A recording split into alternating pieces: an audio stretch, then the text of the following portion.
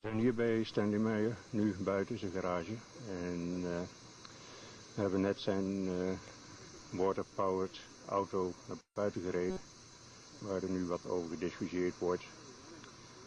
En er zijn dingen aan gewijzigd en zo. Dus hij kan op het moment niet lopen, maar we mogen hem dus wel helemaal bekijken.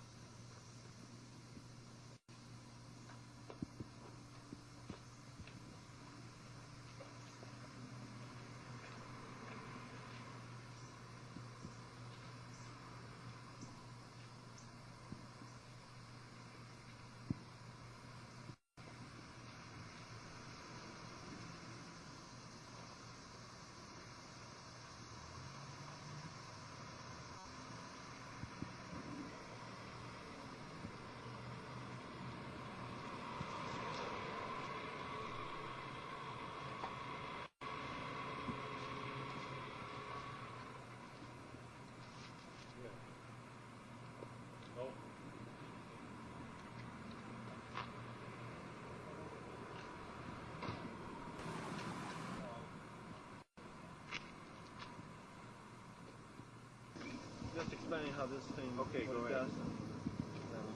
Yeah, can you zoom in back in here?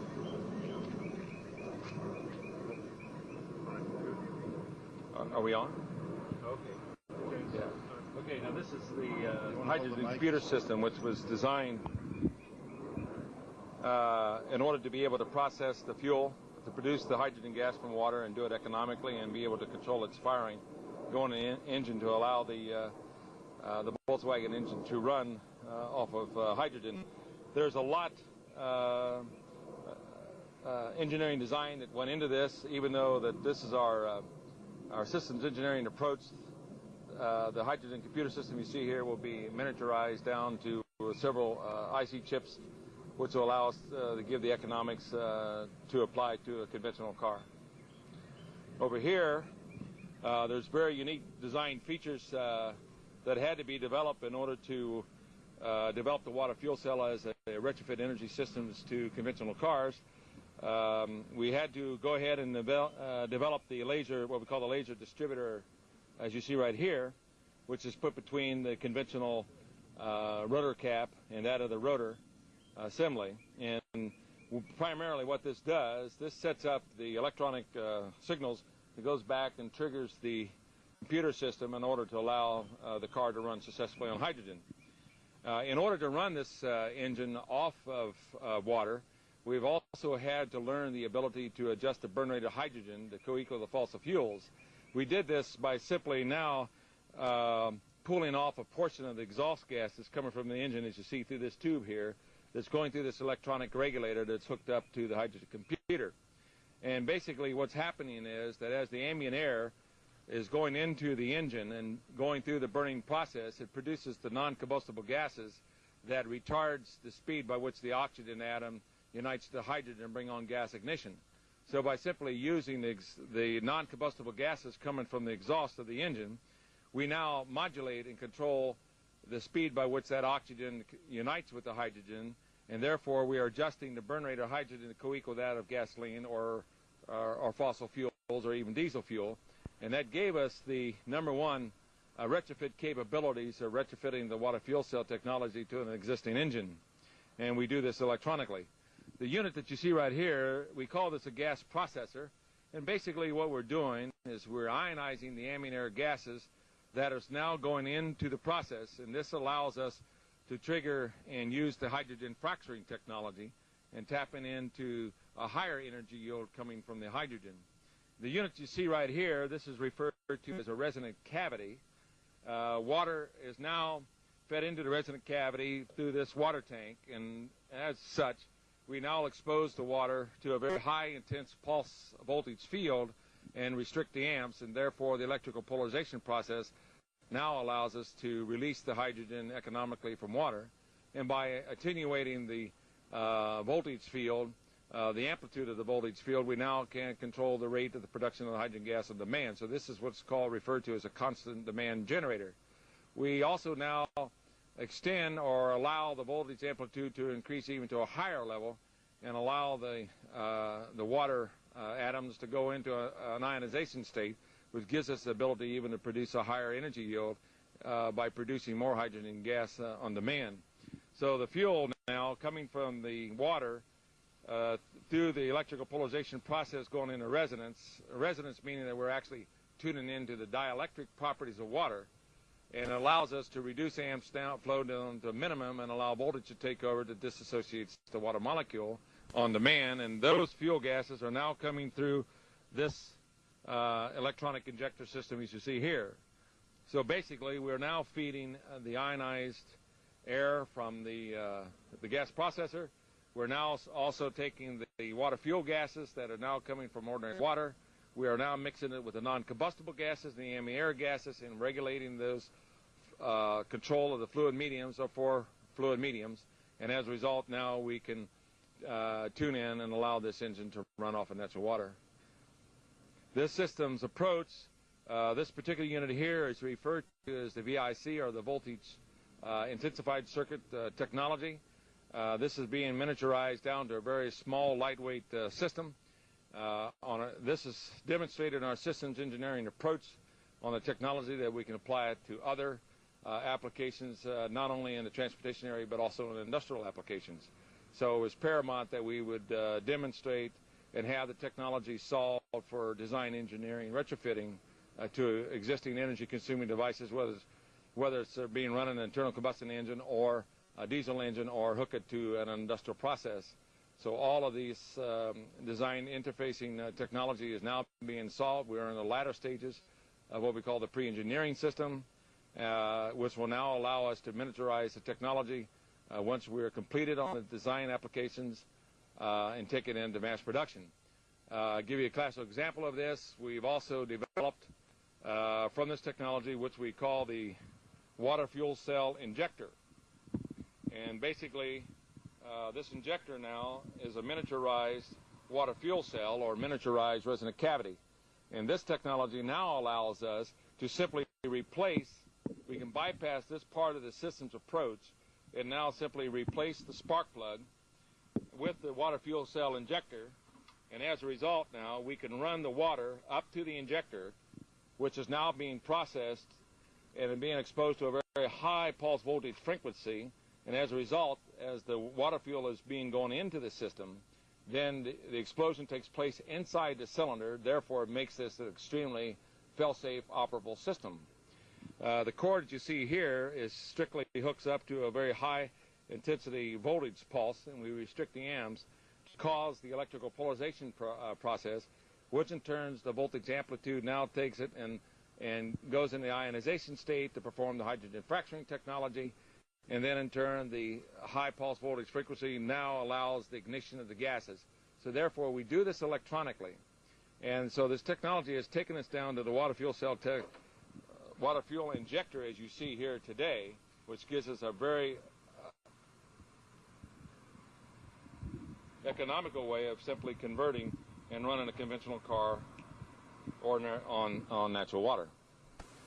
So basically what we do is we feed ordinary natural water in here, non-processed natural water. We now feed the ambient air gases being ionized. It's being mixed with the water. And then we mix the non-combustible gases going in the system that regulates the control and allows us now to release the thermal explosive energy from hydrogen and do it on a controlled means.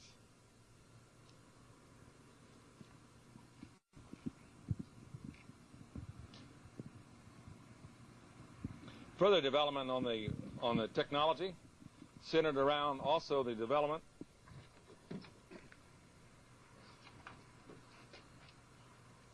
of what we call the laser accelerator control.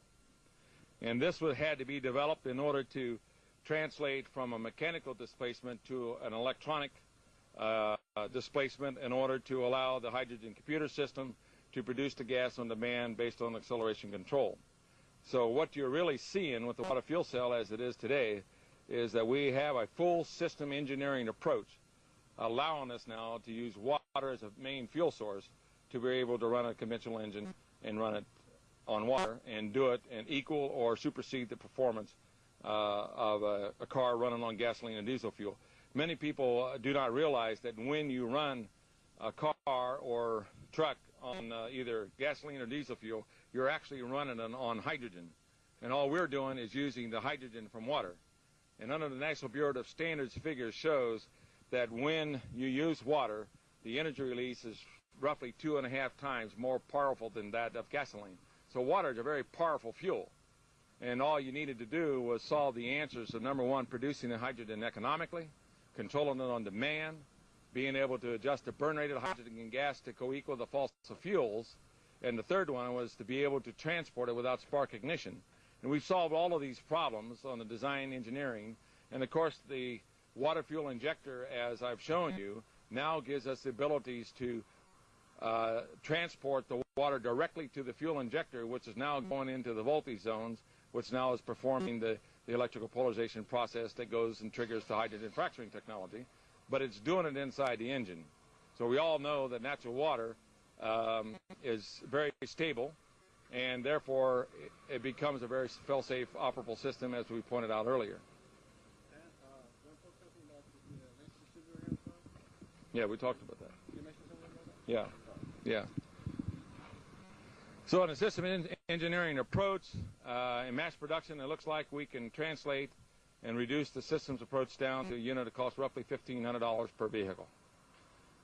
For trucks, it will be slightly larger than that, below $5,000. It looks like we'll be able to reach the economics to it and use an ordinary natural water. You add nothing to the water. You don't process the water in any way. Now here's another feature to the system that everybody asks me about, is what happens to the water in the wintertime? Does it freeze up? Well, part of our technology was in the areas of development what we call a steam resonator. Now, since the unlike atoms take on opposite electrical charges, we simply use another part of our technology to restrict the ancillary voltage to take over, and therefore we agitate the water molecules, which in turn generates kinetic energy, which in turn heats the water. Now, this is phenomenal in the fact we consume very little electrical energy in order to heat the water. So there are very far-ranging advantages and features to the technology, ranging even in the areas that we now have a way of using voltage and by switching off amp flow and dealing with the environmental control areas. We're developing the technology in the areas of desalination of salt water.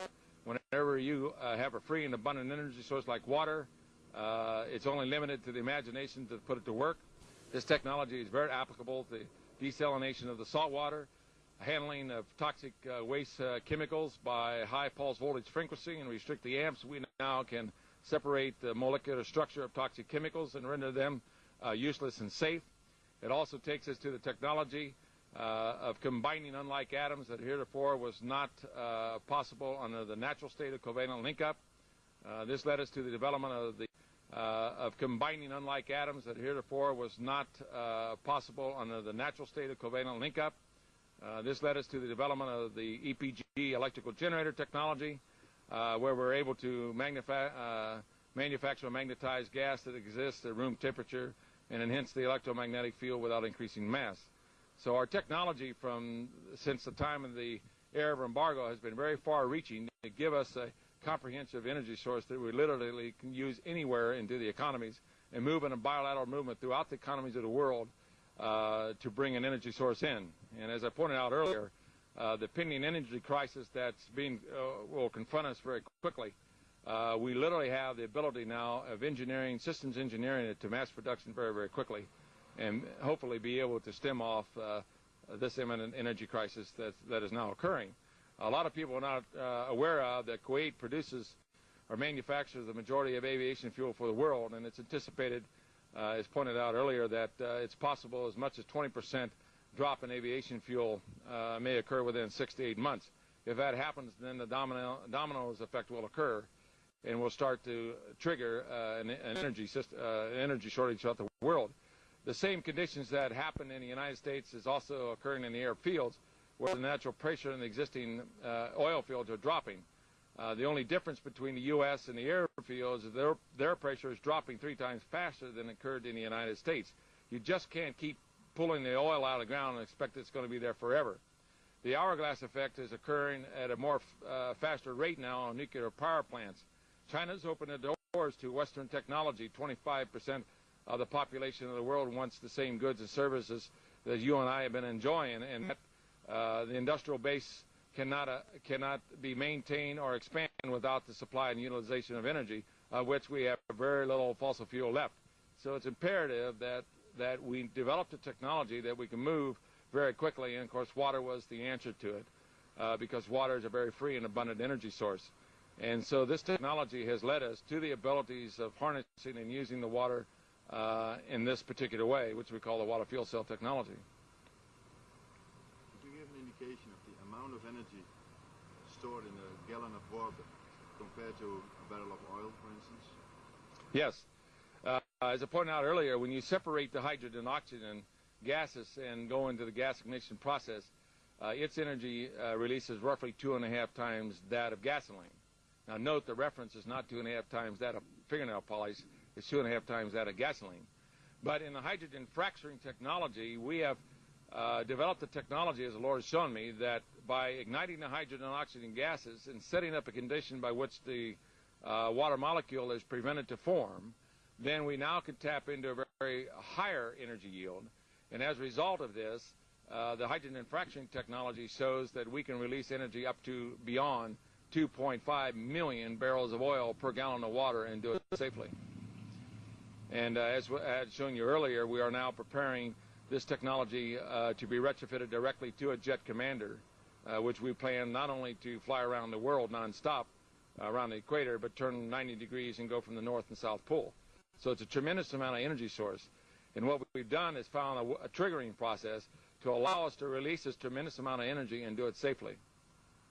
So it gives us the ability to not only sustain and maintain the economies of the world, but also give us the abilities to handle the environmental pollution problems at the same time. We can't keep putting CO2 in the air and expect that the energy level is going to be there even for our plants. And we all talk about the greenhouse effect, but very few people come up with a viable answer to it.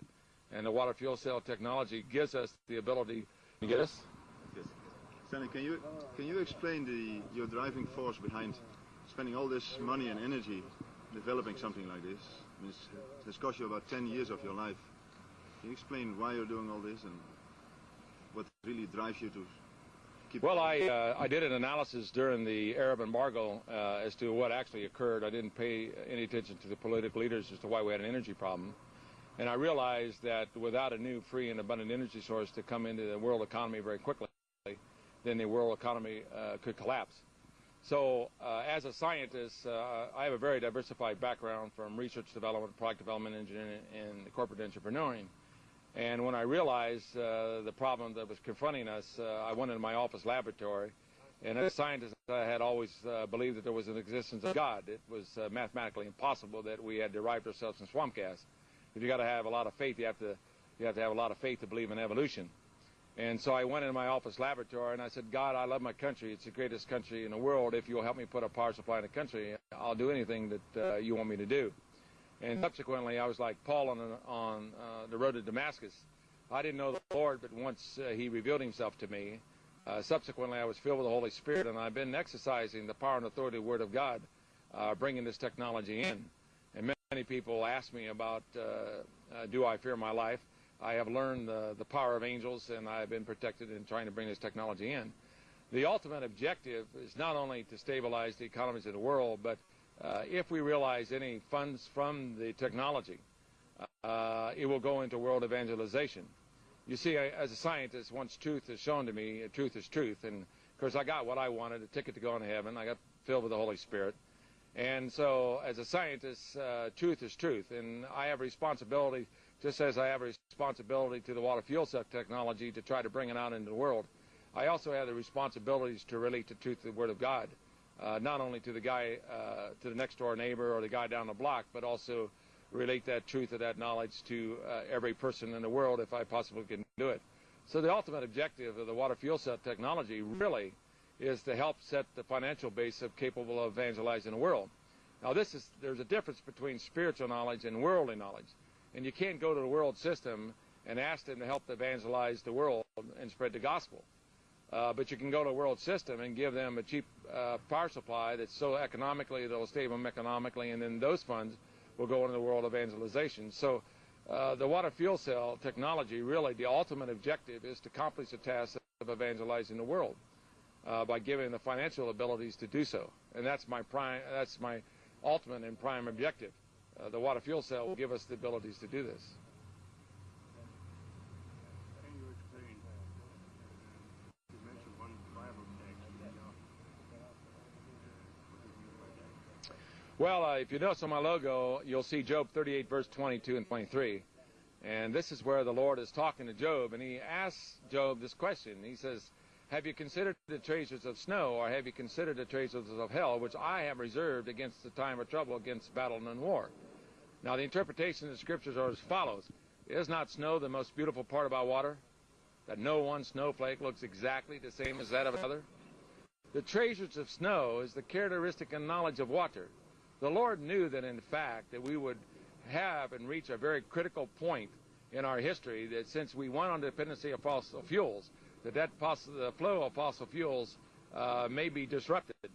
And as a result, the Lord specified that this knowledge of water would come out at a time of great trouble. But he also specified that the knowledge would come out prior to two events. Okay, Sam, now that you've heard how the thing functions, you explained your background, why you're working on this thing, what do you think of possible applications, and where do you think this device can be applied, in what scale, and what's the amount of energy we can get out of it? Like you talked before about converting cars, commercial airplanes. Is there any other application you think of? Oh yes, not only is this technology applicable for all modes of transportation, but it also has application in industrial processes. During the Arab embargo, I was called in a meeting in Columbus, Ohio with the industrial leaders, and Columbia Gas System informed us that our gas was being cut off 100%. What actually were telling us that we were going out of business. And I saw some of the most richest and most powerful industrial leaders of the state popping pills, and I thought they were going to have heart attacks. Because basically without energy, you can't make a product. If you can't make a product, you can't make profit. If you can't make profits, you cannot pay your bills. So the result, the bigger you are, the harder you fall, the faster that you would go in economic bankruptcy.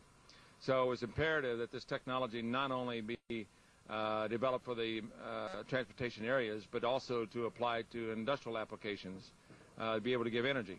The technology and the hydrogen fracturing technology that gave us the abilities to go in and to protect the military integrity of the Western world.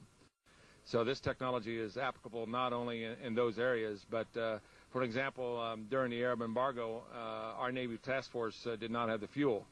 And so as we have the abilities now to go on the maritime applications, literally run the ships off of water as a main fuel source, and at the same time using the application is cleaning up our environment and preventing from the CO2 and the contaminants that go in the air.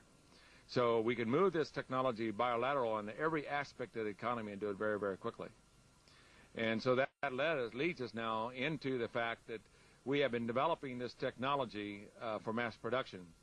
And so once we finalize debugging of the pre-engineering unit, then we're going to translate it into a very cost-effective system by taking the technology into microchip technology, and plastic mold injection technology allows us now to move this type of technology very quickly.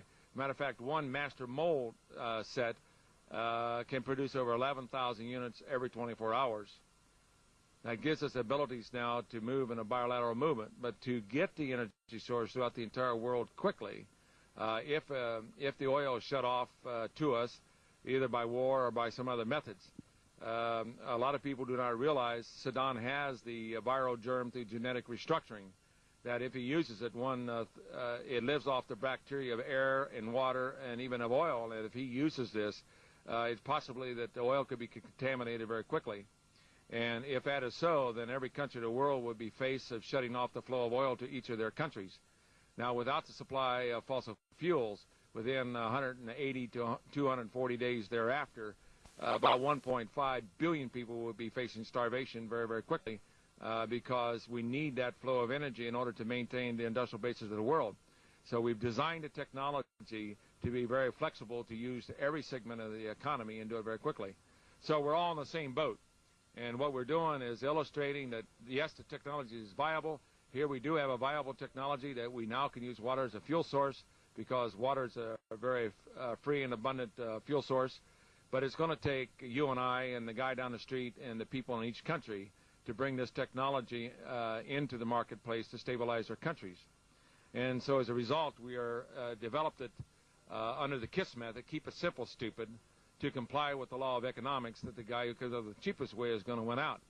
So by decentralizing the mass production of the system and the fabrication of the system and decentralize the installation of the system, then we should be able to move in a bilateral movement throughout all the countries of the world to get this type of technology into their countries to stabilize their economic base. If the oil is cut off by these means, or it simply is being cut off by a lack of supply of oil that's now showing. It's the same natural pressure that dropped in the airfields, as I pointed out a little earlier, is also occurring in the North Sea. The North Sea pressure has dropped by 1/3. So we all need the energy, and so therefore I feel that it's going to take the people of the world to come together and the leaders of each country to come together in one accord in order to allow this type of technology to go and to stabilize their economic basis in each respective country. Do you have any time scale for mass production set up yet? And second, do you have any organization, or you're planning an organization, international? Or? Yes, we are. I'm negotiating with many leaders of different countries of the world. But the ultimate objective is to mobilize the masses of the people in order to bring it in. This is the only way that can come in. And so as we finalize our debugging of the system and take it into mass production areas, we can do this by simply turning the technology over to many, many fabricators and people who have certain skills in the machining areas or mass production areas that will allow this type of technology to be produced very quickly. Thanks very much for this interview. Oh, my pleasure. We appreciate it very much. Thank you. You're welcome. Yeah, I'll see your red light. Autofocus is on now. Okay, go ahead. Okay, Stanley, can you give us some idea about the size of a conversion kit for a car, for instance? We see this. Stanley, can you give us some idea about the size of a conversion kit for a car, for instance? We see all this electronics sitting there, but I guess this is not going to be part of a future upgrade kit for a car, is it? No, basically what this was a pre-engineering unit in order to satisfy the U.S. Code of Operability on Section 35, Section 101, and it was developed as pre-engineering to show the operability of all the different operational parameters of water fuel cell. But in actuality, the entire technology you see here is really reduced down to the water fuel cell injectors you see right here. This is the only thing that's needed for upgrading a car, or is there anything else involved? No, the water fuel cell injector, which replaces the conventional spark plug in an internal combustion engine, this is hooked up to a water tank. Basically, if you have a plastic fuel tank in your car, you simply drain out the gasoline, flush it out, fill it up with fresh water.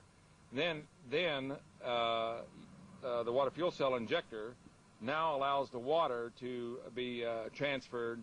The system approach allows the water to go in to the injector, which is now being processed to release the thermal exposure energy from hydrogen.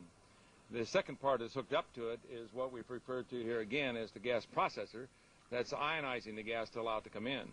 So basically in retrofit, all we're doing is simply tapping off the exhaust gases from the conventional engine. We're now using the gas processor to utilize the ambient air to ionize the gases, which is now mixing with the water, which now converts it to water fuel.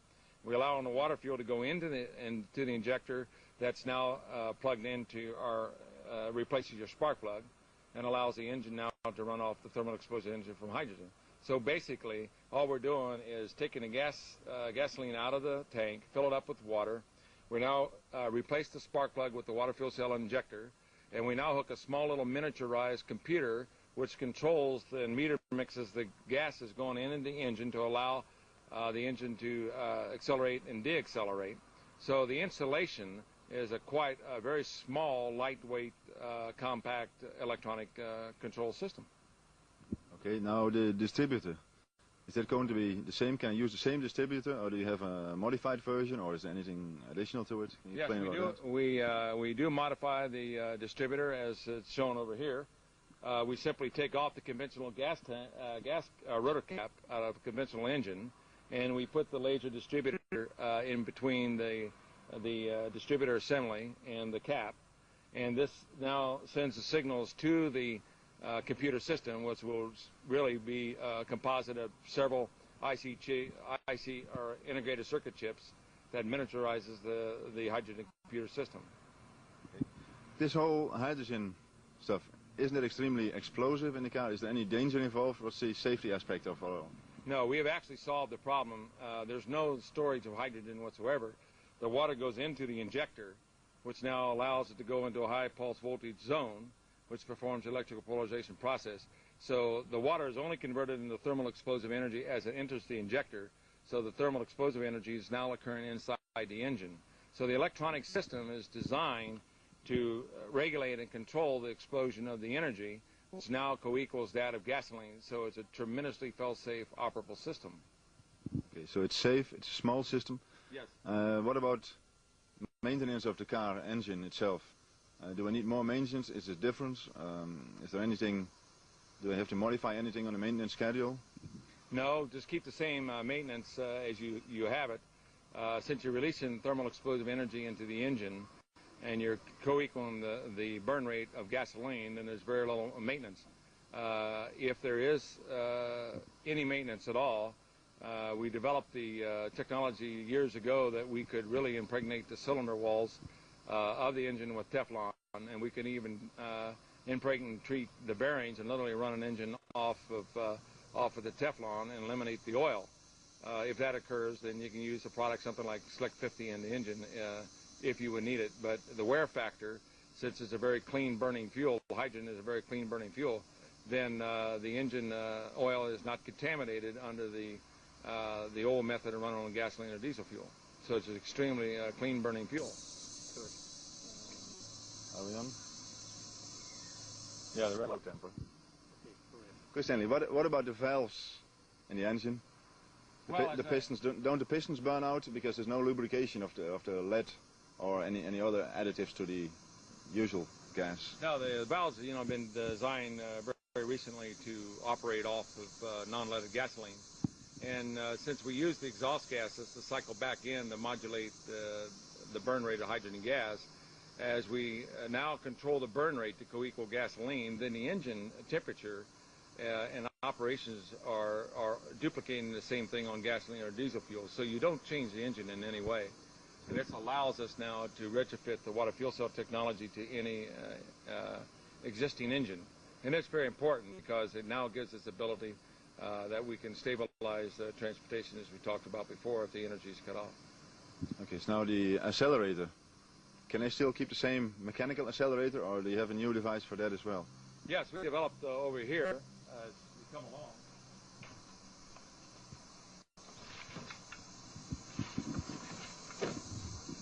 We've developed the what we call a laser accelerator, as you see right here, that simply is attached to the accelerator pedal, and it as you press the pedal down, the gas pedal down, it displaces the mechanical displacement into electrical impulses, which now is fed into the micro-miniaturized computer electronics. So this gives us the abilities now to control the acceleration. This type of technology has given us the abilities to equal or supersede the performance of acceleration and deacceleration on conventional cars that's running on gasoline or diesel fuel. So the hydrogen, being 2.5 times more powerful than gasoline, gives us a tremendous amount of performance over the prior state of the art. It runs very smoothly, and it has a very unusual sensation. Generally, when you're running a car on gasoline, you have this kind of a pause. But when you're running on hydrogen, the way we're doing it, it's a constant acceleration. So it's a extremely very fast responding fuel source that's coming from water. So you're claiming that performance is equal or better as a normal gasoline car? Oh yes, definitely. It'll even start up quicker. In the wintertime, you're dealing with a liquid gasoline or liquid diesel fuel, and you have problems in starting.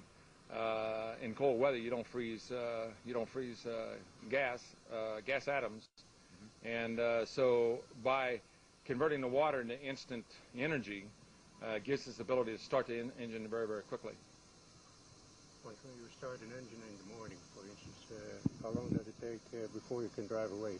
Oh, it's an instantaneous startup. Immediately when pulse voltage frequency hits the water, it converts it to the gas, which now produces a thermal explosive energy. So it's an instant type of start.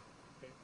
The electronic circuit interfacing gives us the abilities to control and meter the amount of water that's going in on the start condition as opposed to on a run condition. So the computer automatically adjusts between the start condition and the run condition. So electronically, we have the abilities to adjust for these parameters. And the same as a conventional car, we also have the abilities to adjust for different ambient air conditions going from sea level up into the mountain ranges. So automatically, the electronic circuitry design gives us the abilities to adjust these parameters to give us a very smooth operational performance. But what about air pressure? I mean, when you go up high in the mountains, you don't use ambient air, so it has no influence on the performance of the car. No, if you come over here,